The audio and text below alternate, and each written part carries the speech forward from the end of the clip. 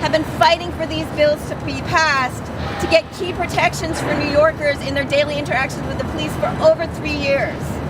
Our lead sponsors on these bills made a commitment to get these bills passed before the end of the year, and there are only 2 meetings left after today at which the council can pass these bills. So we're asking the lead sponsors, get these bills passed, keep your commitment to New Yorkers. And the council's stated meeting, bi-weekly stated meeting is today, in which they vote on legislation. The Right to Know Act, unfortunately, has still not been brought to the floor.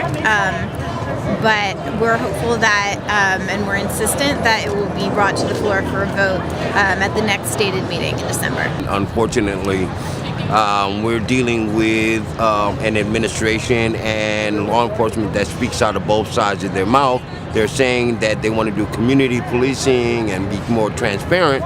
And why wouldn't you want this legislation passed? All we're asking is that when you encounter us, you're asking us for our identification, we need to know who you are. We're asking that if you're going to conduct a search, make sure that it's legal. We are here today to talk to council members and make sure that we have their support for the Right to Know Act.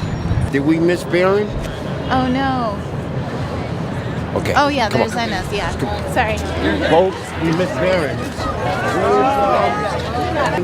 They don't know who the council members are.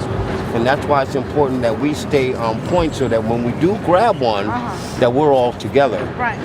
Because they will approach them if they know who they are. But if we grab them first, then we need to get that picture and get that quote. Okay? I want to not do any more of these, so... Not that I don't love you guys. Estamos aquí, estamos sacando un retrato. Una foto, por favor. Come on, guys. Give us the big foot. Give us the big foot. Okay, aquí. All right, How many come times on, to take this folks. picture? As many times. Until the legislation. On this photo. Yes, very good. All right, come on, guys. Get them signs. Come on, guys. Come on.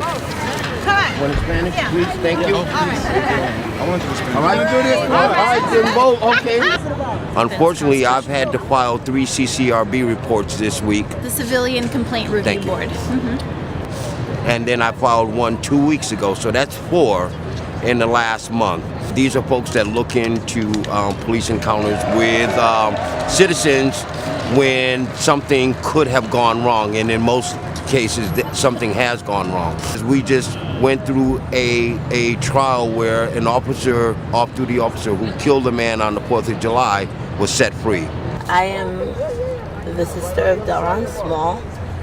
He was killed July 4th, 2016, last year, in Brooklyn by an NYPD officer, Wayne Isaacs.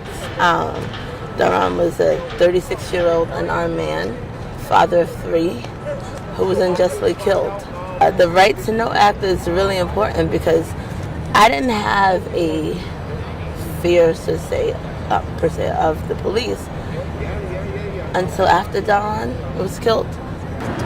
We're all here to call on Reynoso and Torres to demand that the Right to Know Act is passed.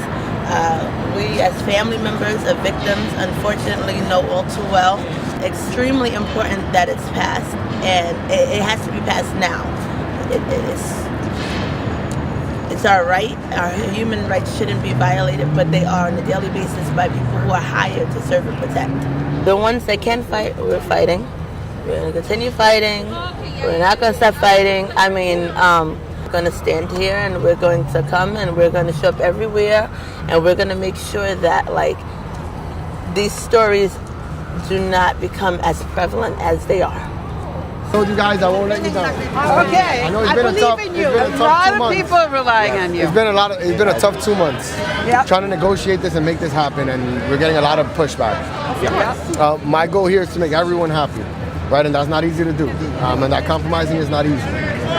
But my goal has always been to pass it.